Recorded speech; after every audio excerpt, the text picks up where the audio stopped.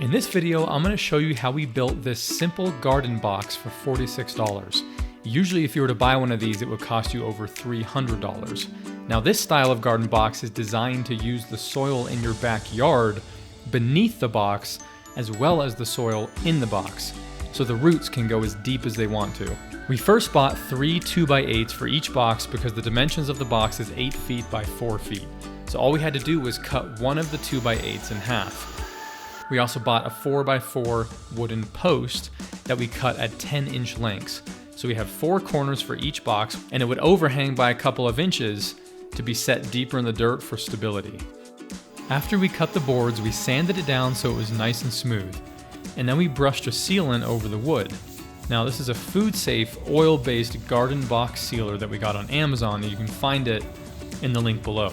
You don't want sealers with chemicals in it that will leach into your soil, because then it will ultimately get into your food that you grow. Then after the sealer cured for at least 24 hours, we proceeded to dry lay the box on a level surface in our garage so that we could decide how we wanted the boards to go together. Got your corner post, your long and your short. We put the short on the inside of the long in order to give us an extra 1.5 inches of width.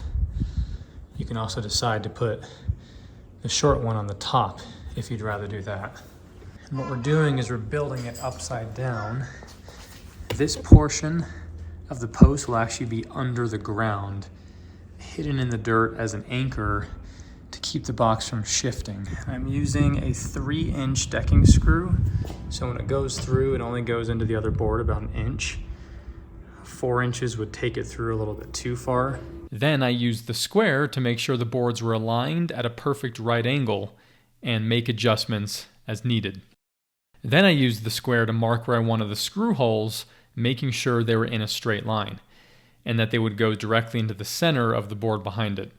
Because I'll be driving 3 screws into this long board through the short board, spaced apart with one in the dead center, and then the other 2 1.25 inches from the top and the bottom. Then we got drilling. I had to go a little slower to make sure the screws stayed straight as they went in. It helps to have a second person that can hold the boards together, especially when you get your first screw in. But then after that, usually you can do the rest of the screws yourself. All right, we've connected our first corner as an anchor for the rest of the garden box.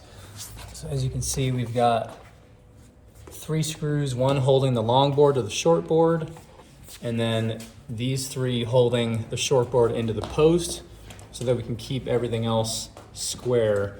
And at the end, we might put supportive screws into that other post, and it should all work out fine. And then we'll flip it over and see how it works out.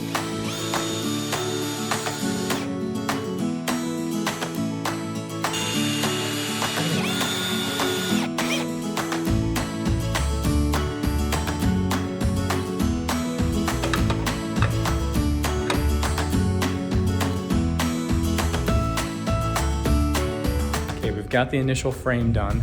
Now we just need to put in, as you see, we've got 2 screws, sets of screws on that side.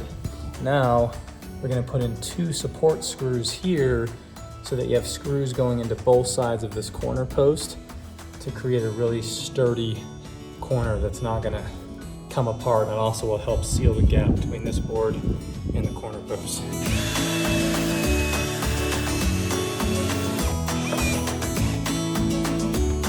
Once the frame was done, we flipped it over to see how it turned out. Okay, and as you can see, as we flipped it over, now you've got the post, and they're pretty dang flush to those boards, but this is solid. That ain't going anywhere. And then we'll just let it cure a little longer. We've got it sealed with a natural oil that won't leach anything into your soil. So these few inches at the bottom will get sunk into the dirt. Now that we had both garden boxes complete, we let the sealer cure for another 24 hours in our garage. But next, we'll show you how we placed them in our yard and how we got them level and the soil that we mixed into it. The next day, we brought the garden boxes outside and placed them in an area where a few days earlier, my wife had used the tiller to get the dirt all chopped up and loose so that it would help support a healthy root structure below our boxes with the plants that we were growing.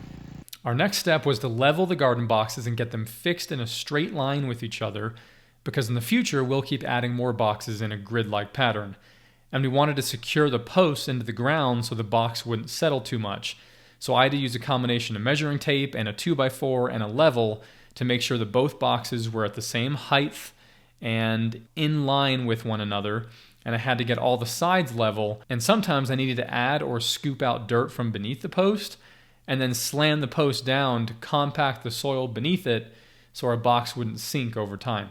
Now that the boxes are level and in a straight line with each other, it's time to firm them up with dirt around the sides to prevent the soil from leaking out. And so I also used a compactor to smash it down and firm up the dirt around the walls to create a barrier from the soil inside the box to the outside. Then once all the walls were encased with a dirt border, we filled up the boxes about 2/3 of the way with dirt from our backyard first. Then we mixed in a little sand to improve drainage. And next, we mixed an organic raised bed mix that we got from Walmart into the boxes, and we used about 4 bags per box. And at first, we just spread it across the top, and then we took an organic turkey mulch type compost that we got from a local farm store, this really black stuff, and we mixed that in. And then we used a shovel to mix everything together really well and get it all turned, so all that nutritious stuff is spread out throughout the whole depth of the 8-inch box.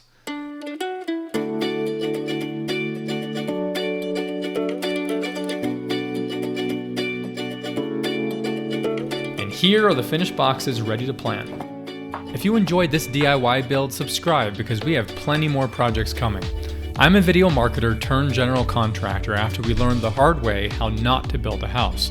On this channel, we'll show you more DIY redos of pro jobs and our own home improvement and landscaping projects. I'll see you around.